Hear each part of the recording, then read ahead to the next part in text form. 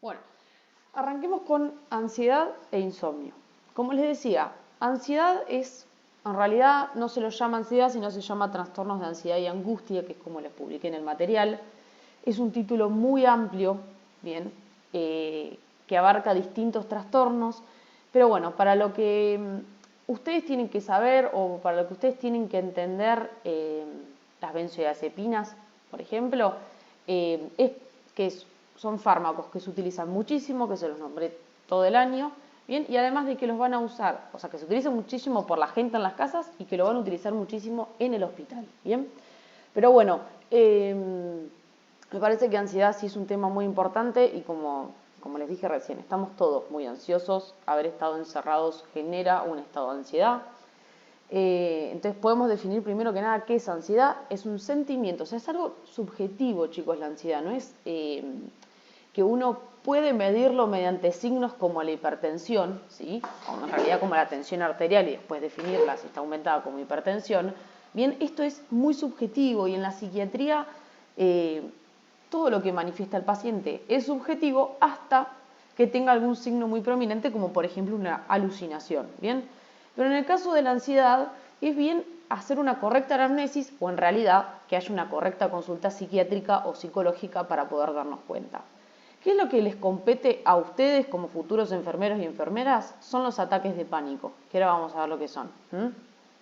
Porque una ansiedad, la verdad que yo tampoco, si no voy a hacer psiquiatría, dudo tratarla. Sí, quizás el estado de ansiedad intercede con alguna patología que tenga el paciente. Entonces, por supuesto, siempre recuerden que el cuerpo humano no es solo las cuestiones fisiológicas y macroscópicas que uno ve, ¿bien? El cuerpo no es solo hipertensión, diabetes o síndrome metabólico. También tiene una psiquis y esa psiquis pesa muchísimo, muchísimo en el organismo, ¿bien? Entonces, como les digo, la ansiedad es algo subjetivo, algo que manifiesta el paciente como ¿qué? Como sentimiento de expectación penosa, sensación de que algo malo va a ocurrir. ¿Vieron cuando están como que presienten algo malo va a ocurrir? Pero eso todo el tiempo, ¿sí? ¿Esto por qué? Es a veces muy complejo dar estos temas porque uno cuando lo escucha piensa que tiene todo, ¿sí? Entonces sale de acá y dice, no, yo tengo ansiedad, tengo trastorno de ansiedad, en específico trastorno obsesivo compulsivo, tengo esto, lo otro. No, banquemos, para hacer el diagnóstico de ansiedad se necesitan muchas cosas, uno tiene que estar inmerso en algo más profundo que decir solo, siento que algo malo va a ocurrir, ¿bien? Bueno, como les digo, es un fenómeno subjetivo, genera duda, inseguridad e inquietud. La persona intuye o no conoce el objeto, hay veces que te dice, sí, esto va a pasar, y otras veces te dice, no, la verdad que no sé qué va a pasar, pero estoy todo el tiempo esperando que algo pase porque sé que va a ser así. Y la ansiedad es una situación de amenaza interna, ¿bien? Pero acá algo importante, que no sé si se los puse, bueno, ahí les puse ansiedad patológica, pero hay que diferenciarlo de lo que es la ansiedad fisiológica de la ansiedad patológica, ¿no? Que uno sienta que va a ocurrir algo o esté así como expectante y a la defensiva, no necesariamente es algo patológico. En una situación, si ustedes se sienten medio inseguros en una calle, por ejemplo, ahí también están cursando con un momento de ansiedad, pero en una ansiedad patológica, ¿sí? Hablamos de ansiedad patológica, vamos primero a eso, cuando hay una ausencia de motivo, o sea, no hay nada por el cual el paciente pueda empezar a sentirse así, o, porque no vamos a definirlo como una sola cosa, o cuando todo lo que conlleva ese estado de ansiedad, es la activación cognitiva, autonómica y conductual, es desproporcionada en relación a lo que está pasando, o sea, al generador del miedo. ¿A qué voy con esto? Por ejemplo, les agarra o tiene un trastorno de ansiedad en base a los exámenes, ¿sí? Que es algo muy frecuente y que está pasando cada vez más. Van a rendir un parcial y les agarra un ataque de pánico, quizás tienen un episodio así, o no paran de llorar o están 2 semanas previas al examen llorando y no lo pueden controlar. Bueno, eso, por ejemplo, es desproporcionado con el objetivo del miedo. Un examen no les va a cortar la vida, ¿sí? Que eso va para todos y para mí también. Pasa que una cosa es estar nervioso por un examen y otra cosa es estar ansioso por un examen, ¿sí? Otra cosa es que no vuelve ese paciente al estado inicial, es decir, que se queda mal, ya sea o esas semanas que estuvo ansioso o por un ataque de pánico se queda angustiado, queda mal. La ansiedad está muy asociada a la angustia, ¿bien? Es maladaptativa. Es maladaptativa. ¿Alguien quiere preguntar algo? ¿Alguien quiere preguntar algo? Ah, pues se activó un micrófono. Lo escucho todo entrecortado, profe. ¿Los demás también? Yo escucho como un eco. No. Yo escucho bien, El profe. celular mío, no. Un eco se escucha también. Porque no sé quién tiene el micrófono prendido, pues se escucha mi voz de eco. No sé quién tiene el micrófono prendido, pues se Tomasa López. escucha. Profe. No, no hay problema, no hay problema. Fíjate, si no capaz estás con los datos, sino con el wifi, o al revés. Ahí está. Fíjate, si no capaz estás con los datos, sino con el wifi, al revés. Bueno, igual Tomasa, si te va Yo cortando, recién quédate. salí, volví a entrar porque Igual pensé que era el teléfono mío. No, capaz es la señal. Igual quédate tranquila que la clase queda grabada también.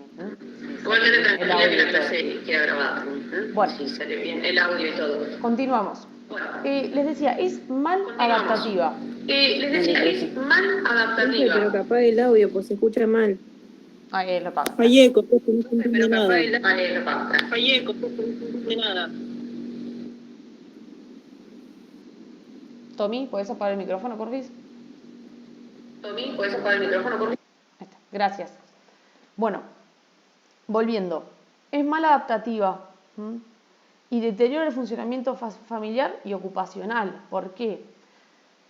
Si una persona está con constante miedo, constantemente a la defensiva y esperando que algo pase, por supuesto que va a modificar su dinámica y al modificar su dinámica, modifica la de los demás.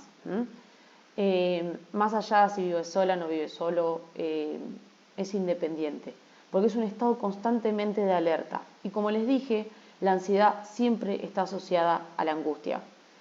Siempre o casi siempre, ¿bien? Es como a veces es muy difícil para los pacientes y para uno mismo también diferenciar entre si estás ansioso o si estás angustiado, ¿bien? Porque quizás la ansiedad te lleva a llorar, te lleva a estar así como caído y decís, bueno, en realidad capaz de estar angustiado. Bueno, son dos elementos que están muy interrelacionados. La angustia, ¿qué es? Una sensación corporal que acompaña el miedo o ansiedad, es decir, con llanto, con preocupación, con tristeza. Va a depender de cada persona. Y el miedo, esto obviamente, chicos, son definiciones muy subjetivas y amplias. Es muy difícil definir angustia en una sola oración y ya está. Pero bueno, miedo, la persona conoce el objeto externo y delimitado que la amenaza y se prepara para la huida o el enfrentamiento mediante una respuesta fisiológica breve. Eso es de cualquier persona normal. El tema es cómo reaccionamos a ese miedo.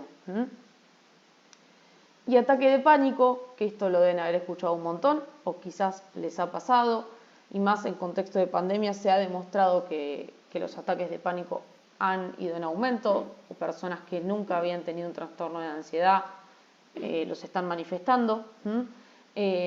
Por eso nada, más allá de que ustedes el día de mañana como enfermeros y enfermeras lo vean, está bueno para ustedes. ¿Qué es un ataque de pánico? Es un periodo corto de miedo o malestar intenso que puede alcanzar hasta más o menos 10 minutos. Bien, va a depender de cada persona, pero una persona no va a estar con un ataque de pánico un día entero. ¿Se entiende? Son periodos cortos en los cuales se magnifica todo. Entonces, se acompaña con una sensación de peligro inminente o de muerte. La persona siente que se va a morir. Y ahí hay que siempre hacer diagnóstico diferencial con un infarto agudo de miocardio. Porque cuando yo les expliqué eso, yo les dije, pero los pacientes dicen, me muero, y sienten que se quedan sin aire. Bueno, ojo, siempre hay que hacer un electrocardiograma en esos momentos porque no sabemos si está ante un ataque de pánico o ante un infarto agudo de miocardio. Las dos cosas son muy frecuentes y las dos cosas pueden estar pasando, ¿sí? Y no den por hecho si es una persona joven que no tenga un infarto agudo de miocardio. Siempre hay que tener las dos cosas sobre la mesa. Bien, y por supuesto también tiene la urgencia de escapar, quiere salir de ese estado porque lo enloquece. Como les digo, la persona siente que se va a morir o que va a volverse loca. Y esto está acompañado de síntomas físicos, como que palpitaciones, taquicardia, temblor, sensación de asfixia, por eso les digo que ojo con el infarto, náuseas, parestesias, mareos, escalofríos, atragantamiento, despersonalización, es decir, que no sienten que son ellos, despersonalizar es un término re de psiquiatría, pero es como, capaz a alguno le pasó alguna vez, quiero intentar decirlo lo más criollo posible, es como pensar que en su cuerpo no está uno mismo, ¿sí? Que ustedes están viendo yo Martina, siento que no estoy siendo Martina, que está pasando algo que no es propio mío, que mi persona está en otro lugar. Eso, ojo, no es alucinar, no estoy psicótica, es sentirse que no sos propio. Y el ataque de pánico pasa, que uno dice, ¿qué me está pasando? Yo no soy así, y empezás además más a maquinarte. Y su duración. Por supuesto que no vas a tener todo, ¿sí? Va a depender de cada paciente, cómo cursa ese ataque de pánico. Hay pacientes que ya saben que tienen ataques de pánico en base a ciertos detonantes, ¿sí? Puede haber un detonante o que no, ¿sí? ¿Por qué? Porque quizás viene un trastorno de ansiedad de hace bastantes días y desemboca en un ataque de pánico. Hay veces que es antes de rendir un examen. Doy el ejemplo del examen, chicos, porque es algo como simple, bien, pero puede pasar en el trabajo, puede pasar en cualquier lugar.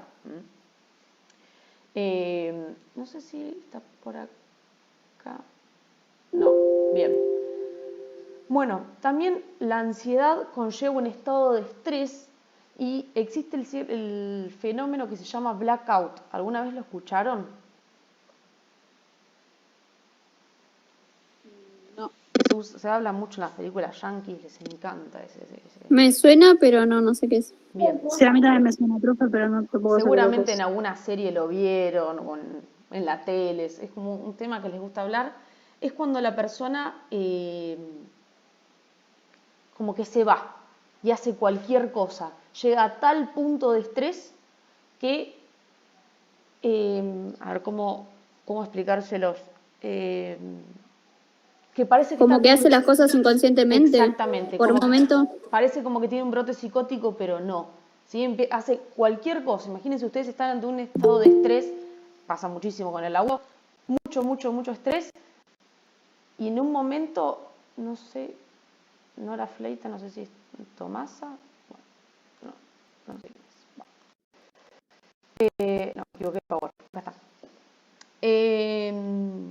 Y hacen cualquier cosa y a los familiares les llama la atención y dice, ¿qué le está pasando a esta persona?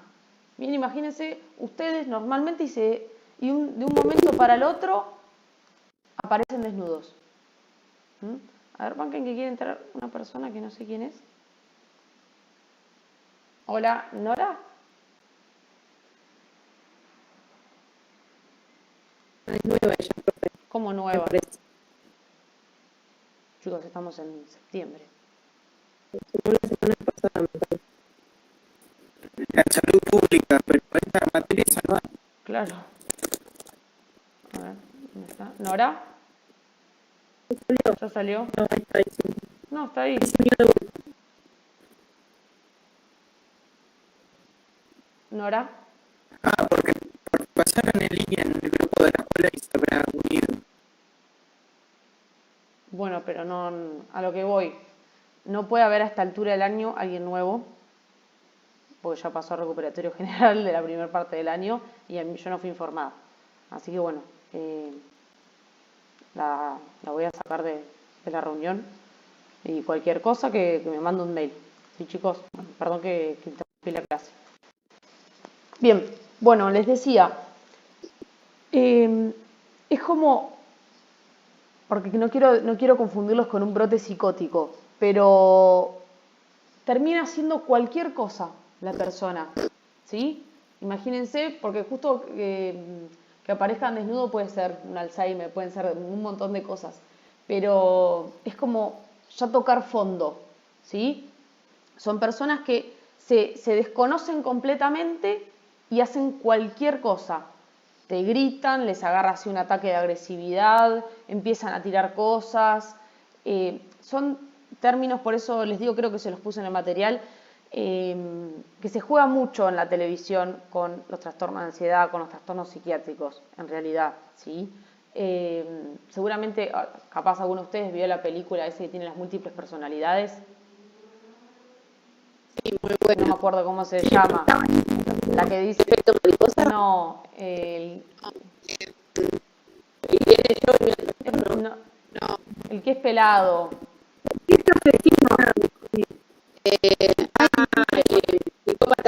No, fragmentado, esa, bueno, fragmentado, que está el meme por todos lados, no era yo, era Patricia, y joden con eso. Bueno, ese trastorno de personalidad pasa 1 en 1.000.000, es rarísimo que ocurra y hasta se discute muchísimo en si existe ese trastorno de personalidad o es un... No se puede. Sí, se ha descrito que se puede, o sea, como que existe ese trastorno, eso está dentro del trastorno de la personalidad. Pero bueno, también se pone en duda si no es un paciente psicótico, ¿no? Que es otro tema muy, muy aparte. Bien, pero bueno, por eso les digo. La película de Natalia Oreiro, No sé cómo se llama. Re loca se llama esa, la de Natalia Oreiro. Ah, no la tengo. ¿Un ataque de qué? La de Natalia Oreiro, de re loca, es como que está re súper pesada y bueno, le pasa, manda toda la mierda, digamos, porque por el ataque que Bien, tiene. eso. Por ejemplo, se van, ¿sí?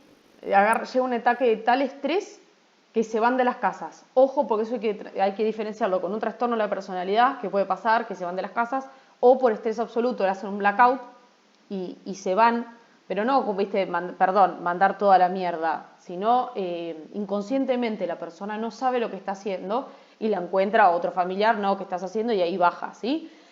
La persona ansiosa no es una persona psicótica, ¿sí? El trastorno de ansiedad no entra dentro de una psicosis, es totalmente por fuera y es algo común, ¿bien? Y que hay que tratarlo siempre con mucha empatía a esos pacientes. Por eso les digo, no va a caer a la guardia una persona con un trastorno de ansiedad generalizado de larga data, va a caer con un ataque de pánico, eso es lo que ustedes van a ver, ¿sí? Pero una persona que está cursando un trastorno de ansiedad generalizado es una persona que está hace un tiempo con esa sensación de angustia, de expectación penosa, de que piensa que todo el tiempo algo malo va a pasar y que eso se puede acompañar con ¿qué? Con insomnio. ¿Bien? Entonces, por eso siempre se anexa ansiedad con insomnio, porque la persona, por ejemplo, no para de pensar que algo malo va a pasar y por consiguiente no puede dormir, ¿sí? Igualmente, el hecho del sueño va a depender de cada paciente. Hay personas que quizás con ansiedad duermen más de lo normal, no es lo más frecuente, pero bueno, siempre está asociada la ansiedad con el insomnio. ¿Y por qué lo ponemos también en conjunto acá en el PowerPoint? Porque el insomnio es otro de los grandes problemas que está habiendo cada vez más en la sociedad y que se utilizan los mismos fármacos, ¿sí? Bueno, Profe, sí, puede ser que la persona cuando está durmiendo y está tranquilamente y de repente le agarra miedo y tiene miedo de dormir y se la pasa toda la noche despierta porque le pasa algo. sí, eso puede, o sea, no te puedo decir, sí, ahí esa persona tiene un trastorno de ansiedad, bien hay que ver el cuadro entero, pero sí, puede ser que en un trastorno de ansiedad pase eso. Ojo, vamos a diferenciar con, les está por suceder un hecho importante, ¿sí? Y ustedes están muy ansiosos por ese hecho importante. Eso es una cosa. Otra cosa es que son pacientes que consultan y dicen, yo no puedo más así, estoy todos los días angustiado.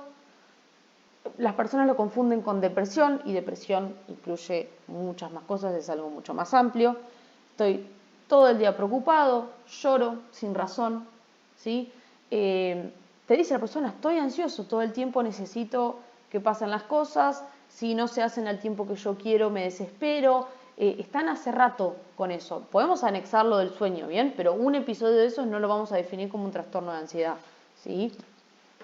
Son pacientes de larga data y que consultan muchísimo. Consultan tanto al psiquiatra, al psicólogo o a medicinas alternativas. Bien, el psiquiatra es como el último paso que va la gente porque, no sé, le tienen miedo al psiquiatra, piensan que ya lo van a medicar o que están locos. Bueno, hay que sacarle un poquito de tabú a la psiquiatría porque no necesariamente el psiquiatra o la psiquiatra te va a medicar, ¿sí? Los psiquiatras también pueden ser psicoanalistas, también los psiquiatras. Bien, como hacen la psicología, bueno, lo mismo, los psiquiatras trabajan en conjunto con los psicólogos.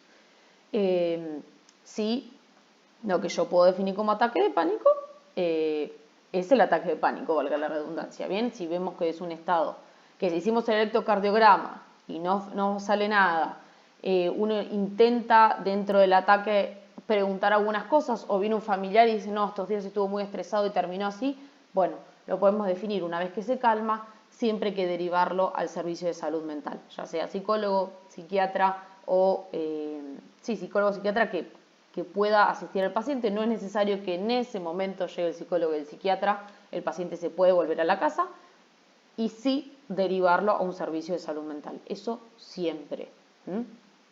Bueno, yendo a los fármacos, en lo que son las neuronas, vamos a tener distintos canales, entre ellos está el canal de cloro. El canal de cloro es quien cobra importancia en la utilización de las benzodiazepinas, que las benzodiazepinas son el alprazolam, lorazepam, etcétera, que ahora las vamos a ver. Y a su vez tiene un montón de mediadores químicos que lo que hacen es o activar ese canal o inhibirlo, dicho a grandes rasgos, ¿sí? Las benzodiazepinas lo que hacen son agonistas del canal de cloro, ¿sí? Que yo lo que quiero hacer es que mantenga el canal de cloro abierto para que se despolarice la membrana, es decir, que haya una señal eléctrica en la membrana y se genere una acción. Pero no importa, eso no es algo muy de farmacología aplicada. Sí tienen que saber qué son las benzodiazepinas, qué te hacen las benzodiazepinas y que las benzodiazepinas generan abstinencia. Las benzodiazepinas son sedantes e hipnóticos, es decir, que inducen al sueño, relajantes musculares, ansiolíticos y anticonvulsivantes. Vamos a llegar a estos efectos a medida que aumentamos la dosis. Por eso hay que tener mucho cuidado con cuánto se toma de benzodiazepinas, porque una cosa es tomar un cuartito, ¿sí? Y otra cosa es tomarse 2 pastillas de 1 miligramo cada una. Entonces, recuerden, sedante e hipnótico, inducen al sueño, relajante muscular, ansiolítico y anticonvulsivante. Bueno, ¿cuáles son los hipnóticos? Se llaman las drogas zetas, que son zolpidem y zolpiclona, son inductores del sueño, no son buenos anticonvulsivantes, así que no los vamos a utilizar para eso, y tampoco son muy buenos ansiolíticos, así que los dejamos como ahí entre pinzas para pacientes que quizás solo tienen insomnio y con este fármaco andan bien. No son los primeros que se eligen, siempre se eligen estos que vamos a ver ahora. Las benzodiazepinas se van a clasificar en base a cuánto dura, o sea, cuánta acción tienen, y eso es súper importante, porque no es lo mismo dar un midazolam, que dura menos de 2 horas, a que dar un diazepam, que puede durarte hasta más de 24 horas. ¿Por qué digo esto? Más que nada por los adultos mayores, ¿sí? Generalmente a los adultos mayores se les da alprazolam o lorazepam. ¿Por qué? Porque su duración es entre 6 y 24 horas, cerramos en 12 horas más o menos, en las cuales el adulto mayor está durmiendo. Generalmente el alprazolam y el lorazepam se los dan para que puedan dormir. Estoy casi segura que la mayoría de ustedes conoce a alguien que para dormir se toma el famoso Alplax, ¿sí? Esa es la marca comercial, recuerden que no está bien eso, sino que decir alprazolam, pero para que se ubiquen. ¿Y por qué sea eso? Como les digo, porque su acción es intermedia, entre 6 a 24 horas de efecto, ¿sí? Dependiendo también de cuánto uno toma. Pero volviendo, acción ultra breve, midazolam. Acción breve, menos de 6 horas, zolpidem y zolpiclona, que acuérdense que son hipnóticos, no sirven mucho ni como ansiolíticos y menos como anticonvulsivantes. Acción intermedia, alprazolam, clonazepam y lorazepam. El clonazepam también seguramente lo conocen. Y de acción prolongada, más de 24, diazepam y clobazam. El diazepam se utiliza muchísimo para los ataques de pánico, ¿sí? Porque para inducir, por supuesto, a dosis bajas, que el paciente quede en un estado de tranquilidad, y hay que bajar esa ansiedad de alguna forma u otra. Entonces, las benzodiazepinas se pueden utilizar tanto para inducir el sueño, como relajantes musculares, como ansiolíticos o como anticonvulsivantes. Como anticonvulsivantes es un tema aparte, generalmente se utilizan para que el paciente calme en ese momento de convulsiones, ¿sí? para que deje de convulsionar. ¿Por qué? Porque esa hipertonía muscular daña el músculo. Entonces, como tiene opción de relajante muscular, las benzodiazepinas se lo da para que relaje el músculo y calme la convulsión. Entonces, esa utilización de las benzodiazepinas es para el momento agudo y para prevenir alguna complicación grave del músculo en una convulsión. Tema súper aparte. En el caso de la ansiedad y el insomnio, sí vamos a utilizar las benzodiazepinas. Hay pacientes que toman todos los días, y no necesariamente los adultos mayores, sino digo que es algo frecuente. Los pacientes que cursan con trastorno de ansiedad generalizada, que ya están diagnosticados y que no mejoran tan solo con terapia conductual o terapia psicoanalítica. La terapia conductual son sesiones de psicología o psiquiatría, dependiendo de qué profesional lo haga, y que, dicho así muy a grandes rasgos, va al punto y te ayuda a resolver ese punto que te está pasando. Bien, en cambio el psicoanálisis es como un abanico mucho más grande, rearma lo que te está pasando en base a cosas pasadas o no, y es un tratamiento mucho más lento, ¿sí? ¿Uno es mejor que el otro? No, por supuesto que no, y siempre va a depender cómo se adapte esa persona, ¿sí? Tiene una definición mucho más amplia que si escucha mi vieja que es psicoanalítica, la definición que di me mata, ¿sí? Pero no quiero mezclarlos. A lo que voy, la terapia conductual quizás es un poco más rápida, ¿sí? Va más al punto que te está pasando, la terapia psicoanalítica tarda un poco más, pero va a quedar en cada paciente y cómo se siente, si va avanzando, si no, etcétera. Bien, entonces primero y principal, siempre se intenta una terapia y después vemos si se medica. Para que conste y también para que les quede a ustedes que ir al psiquiatra no necesariamente es medicar. Bien, entonces a partir de la terapia no conseguimos que el paciente baje un poquito, bueno, podemos adicionarles benzodiazepinas y también a veces se usan antidepresivos, no necesariamente porque la persona esté depresiva, sino porque ayuda en ese estado, ¿sí? Las benzodiazepinas generalmente se utilizan por la noche como inductores del sueño o ante los ataques de pánico. En el momento vamos a dar endovenoso, se puede dar también benzodiazepinas o una benzodiazepina sublingual, que recuerden que ahí va a ser rápidamente efecto y la paciente o el paciente baja muchísimo, ¿sí? Tienen que saber que tiene efectos adversos las benzodiazepinas. Recuerden que los fármacos no salen gratis, siempre algo tienen, algunos más, otros menos. En este caso las benzodiazepinas pueden generar depresión, ojo, sedación, resaca. No, por favor, decime. Bueno, mi marido empezó esto con lo de la pandemia, empezó también, pero le agarró ataque de pánico. A él lo mandaron directamente al psiquiatra por los síntomas que daba, porque íbamos a la semana 3 veces al hospital. Claro. Y directamente le dieron clonazepam. Al principio era una dosis media alta, ahora se la bajaron. La mitad y la mitad, mañana y noche. Bien, no está mal eso. Si vos me decís que tu marido estaba teniendo 3 ataques de pánico por semana, vos, por más de que hagas terapia conductual y que sea rápida, digo meses, vos necesitas que tu marido o el paciente que sea calme esos ataques de ansiedad. De alguna forma u otra esté en un estado más de tranquilidad. Después vemos qué está pasando. ¿Sí? Está bien, me sirvió muchísimo el comentario para que entiendan. Dependiendo el paciente, ¿sí? Si vemos que el paciente está, como decís, 3 veces por semana yendo a la guardia porque tiene ataques de pánico, no. Bueno, vamos a llevar... No, nosotros íbamos a la guardia porque le dolía el brazo y ya decía que iba a romper. Bueno. No sé. Veía algo en la piel y tengo cáncer. Y aquí estuvimos un montón de tiempo. Ahora está mejor. Me pasó eso de que me duele y tengo algo. Pero llegó un momento que era a las 3 de la mañana y él se tocó decirse que íbamos al hospital y teníamos que ir porque era como que... Bueno, la hipocondría está relacionada también con los ataques de pánico y trastorno de ansiedad, ¿sí? Pero en ese caso yo creo que ya arrancaron con benzodiazepinas para que llegue a un estado de tranquilidad y junto a ese tratamiento de benzodiazepinas tratarlo dentro de terapia, ya sea con un psiquiatra o con un psicólogo, e ir bajando la dosis. Viste que ya le bajaron la dosis, no va a estar en un estado de altas dosis de clonazepam todos los días, ¿sí? Más que nada, ¿por qué?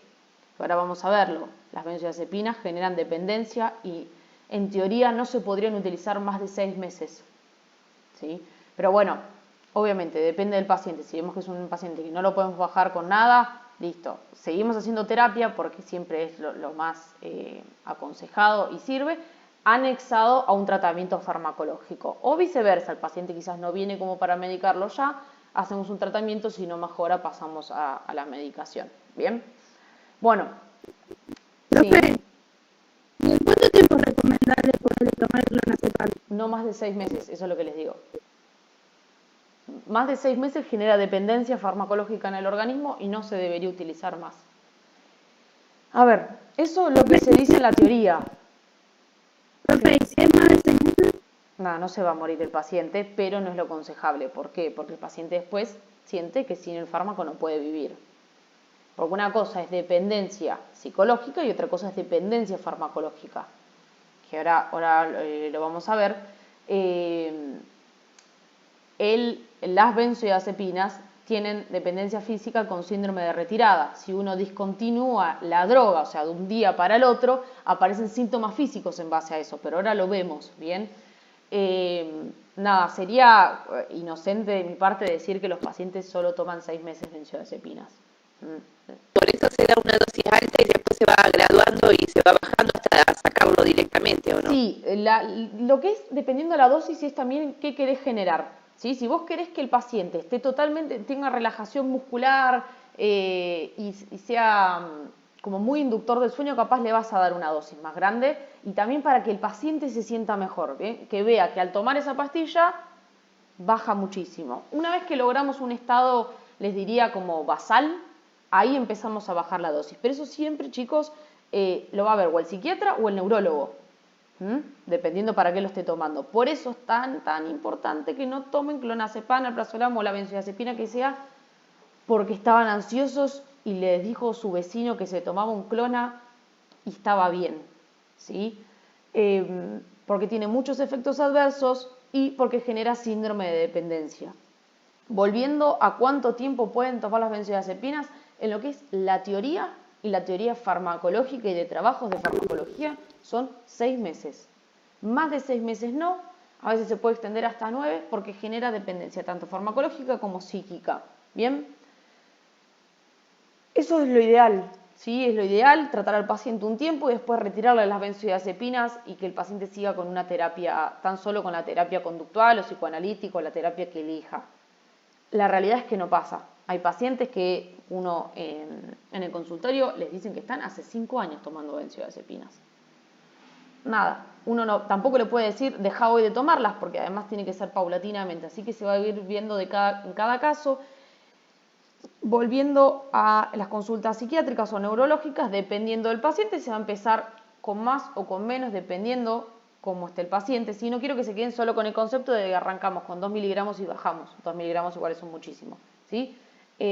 A veces lo más probable es que se haga al revés. Arrancamos con poquito y lo subimos dependiendo del paciente. Pero bueno, como no me acuerdo quién acotó lo del marido, estaba en un estado muy de ansiedad asociado a hipocondría. Entonces vamos a bajarlo y después vemos cuánta dosis le damos y si anexamos otro tipo de fármaco. Bien, a lo que voy, no hay una terapia única. ¿Sí? No puedo decirle yo si arranquen con 2 y después bajamos a medio. No. Sí, lo que es ansiolítico de insomnio siempre es 0,25 o un cuarto de 0,25 a veces, dependiendo, solo para que induzca el sueño. Tiene muchos efectos adversos las benzodiazepinas, ¿sí? Volviendo a esto, depresión, sedación, resaca, blackouts, embotamiento, trastornos de la visión, eso es súper importante porque, más que nada para los adultos mayores. Si bien los adultos mayores ya tienen reducida la agudeza visual por una cuestión de la vejez, ¿sí?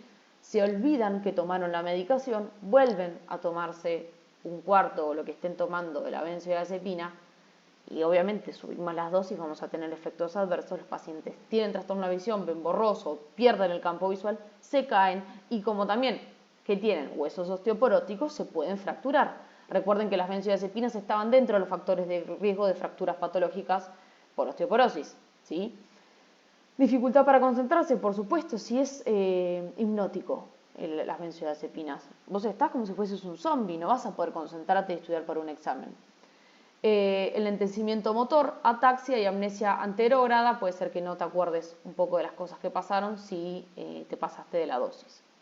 Yendo a lo importante de estas drogas, como les vine diciendo, tiene una tolerancia al efecto hipnótico, anticonvulsivante y miorelajante, pero mucho menos al ansiolítico. ¿Qué quiere decir con esto? Los pacientes antes se dormían con 0,25 de alprazolam y ahora necesitan 0,50 o 1 miligramo para dormirse, porque el fármaco genera tolerancia. Pero subir la dosis no viene gratis, viene asociado a los efectos adversos, ¿sí? ¿Tiene menos tolerancia al ansiolítico? Bueno, en el momento que el paciente ya se haga tolerante va a aumentar más, pero se va a hacer todavía más dependiente al fármaco. La dependencia física, hablamos del síndrome de retirada. Siempre que se saca una benzodiazepina, en realidad casi todas los fármacos psiquiátricos, casi siempre los sacamos de a poquito, lentamente. ¿Por qué? Porque si yo le digo, a partir de hoy no tomas más las benzodiazepinas, los pacientes van a realizar ciertos trastornos físicos como temblores, palpitaciones, sudoración, etcétera, como si fuese un ataque de pánico por haber dejado las benzodiazepinas. Después está la dependencia psíquica, deseo de seguir tomando la droga. Y es muy difícil de evaluar en la ansiedad. ¿Por qué? Porque el paciente, como está en un estado de constante alerta, de constante angustia, uno no sabe si es o porque dejó las benzodiazepinas o porque se olvidó de tomarlas, ¿sí? O porque está cursando con un ataque de pánico o el trastorno de ansiedad generalizada, ¿sí? Por eso les digo, ojo, no hay que convencerse de que solo uno se va a dormir o que uno solo se va a calmar si toma un clonazepam. Pasan a leche materna y placenta porque son muy liposolubles, por consiguiente, ojo, no le vamos a dar a una embarazada ni una mujer lactando benzodiazepinas, dependiendo del caso, dependiendo cómo esté la paciente. Generalmente no se dan y además que se ha demostrado que las benzodiazepinas son teratogénicas a nivel del feto. Entonces vamos a intentar no darlas. Y después genera un síndrome de abstinencia al discontinuar bruscamente, como les dije, aparición lenta de los síntomas, generan un rebrote intenso y transitorio o hay efectos adversos exagerados, ¿sí? Alguno de estos o caen en un cuadro depresivo o tienen muchos trastornos de ansiedad después de haber discontinuado la droga. Entonces, cosas para cerrar: benzodiazepinas tienen un mecanismo de acción súper complejo. A mí lo que me interesa es que sepan cuáles son las de acción ultra breve, breve, intermedia y prolongada. Recuerden que no se pueden utilizar más de 6 a 9 meses, generan tolerancia, generan dependencia física, psíquica y síndrome de abstinencia. Bien, se pueden utilizar, o las características que tienen estos fármacos es que son sedantes o hipnóticos, relajantes musculares, ansiolíticos y anticonvulsivantes. Anticonvulsivantes para el episodio convulsivo, en el cual queremos que se relaje ese músculo para evitar alguna consecuencia, ¿sí? Los invito a que lean, son 3 hojitas muy simples que se hacen la guardia, cómo tenemos que tratar al paciente, siempre de la manera más empática posible, no generarle preocupación, ¿sí? En ese momento es muy, muy importante también para los familiares. En esos momentos se saca a los familiares del consultorio porque quizás empeoran el cuadro, no porque los familiares estén haciendo algo malo, sino porque necesita un ambiente tranquilo y que lo escuche una sola persona, y dependiendo en cómo esté, se le administrará benzodiazepinas o no. Bien, bueno, voy a dejar de